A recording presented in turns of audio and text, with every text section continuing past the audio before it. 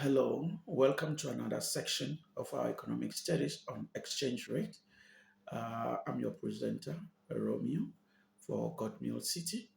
I hope this time you would enjoy what I'm about to explain to you on foreign exchange. Stay tuned and enjoy. Thanks.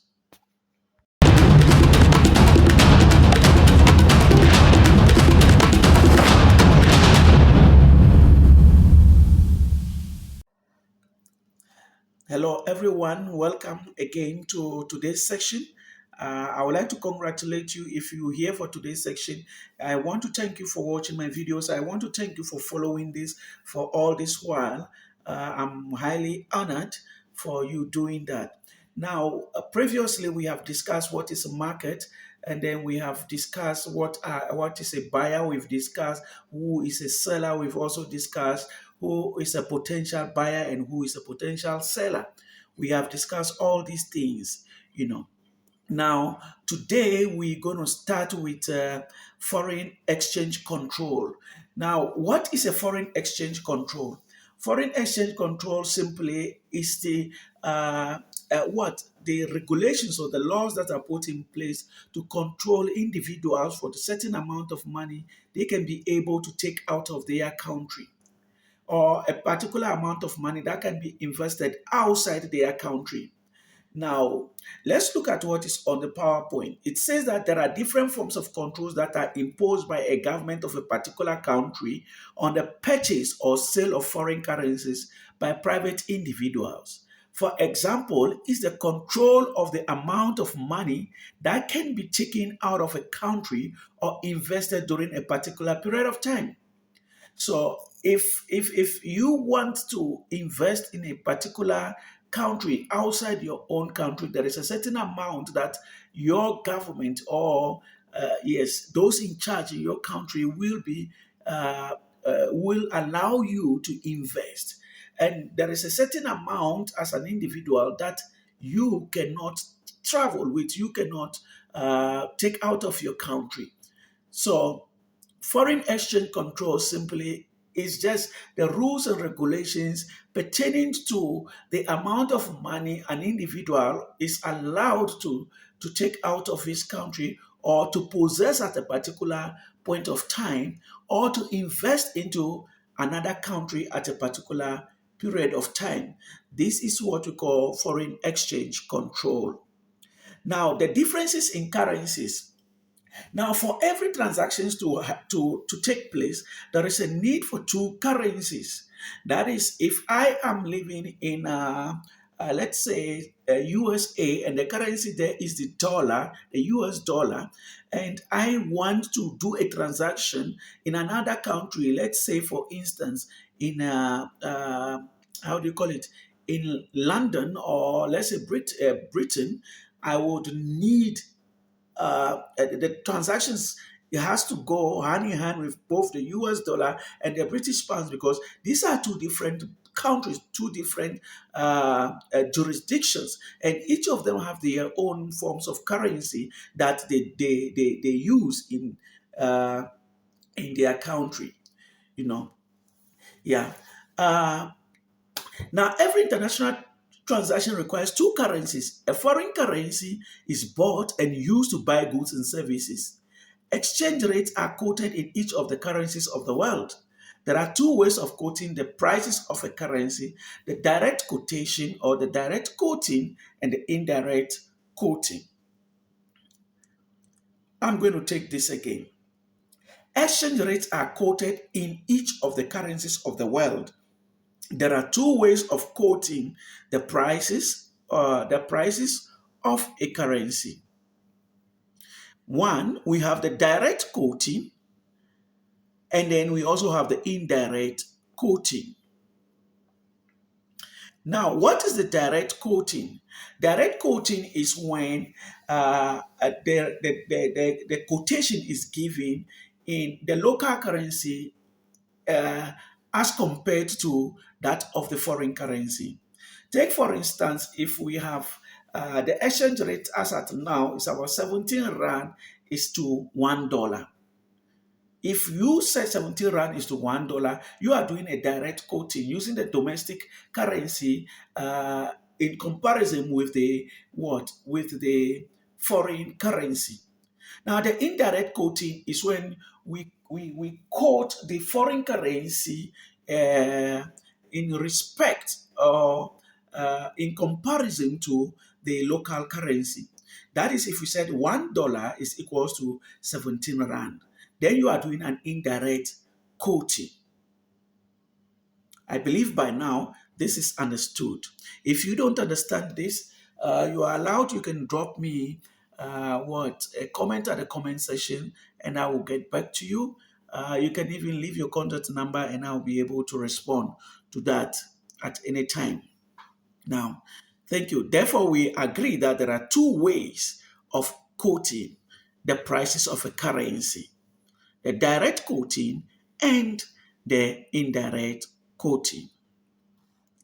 Now, I would like us to go on. Uh, Now, the demand for and supply of forex or foreign currency. Forex simply means foreign exchange. To those who do not understand, forex means forex exchange. Now, when would there be a demand for and a supply of forex?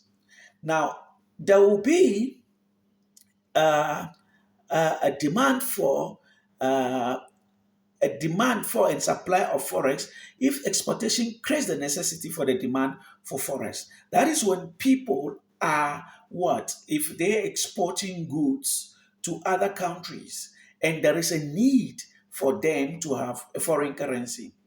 The supply for foreign exchange is determined by what? Exporting goods and services to other countries.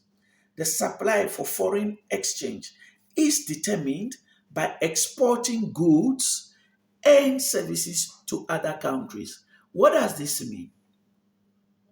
The supply for foreign currencies is determined by exporting goods and services to other countries. Now, this simply means that if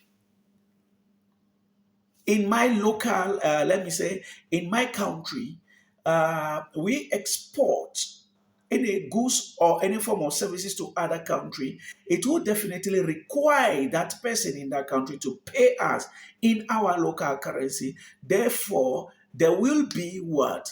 Uh, uh, a demand for our currency in order to pay for that goods or services. So if somebody is in the US and needs to buy something from, let's say, from South Africa, or we have exported something to US and that needs to be paid for, definitely there will be a need for that person in the US to what?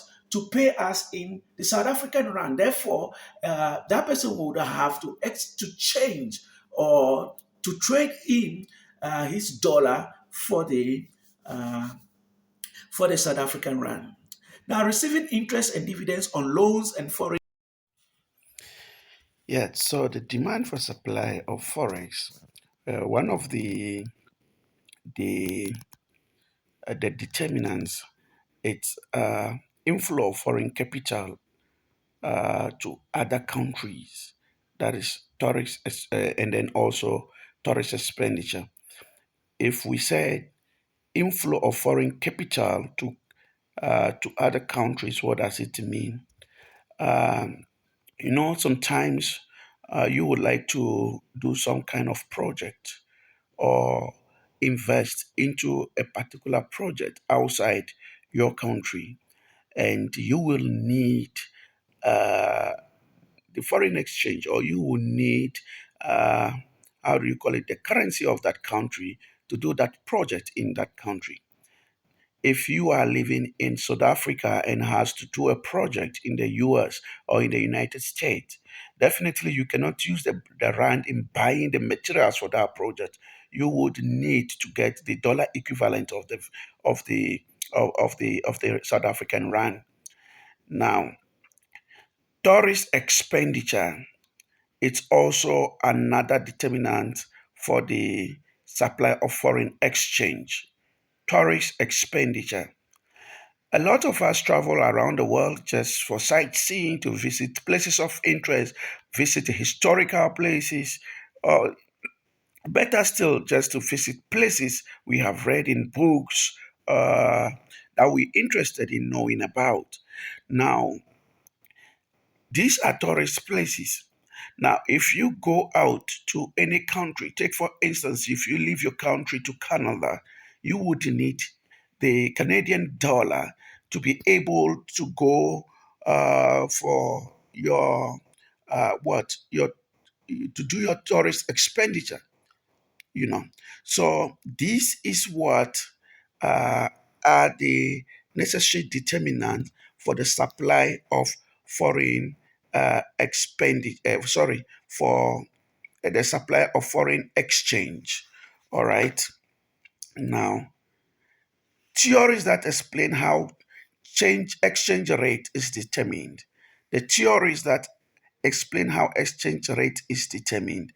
In our next video, we would have a look at this and treat it uh, accordingly. Thank you for watching, and I hope this helps you in your studies. If it is worthwhile for you, I kindly request you forward this to your friends, your colleagues, your students. Uh, I hope to do more videos on uh, on things like this for your understanding. Please, in case you do not understand this, you're allowed to drop comments at the comment sections and I will respond to it. Thank you for watching. Till we meet in our next section again. Have a nice day.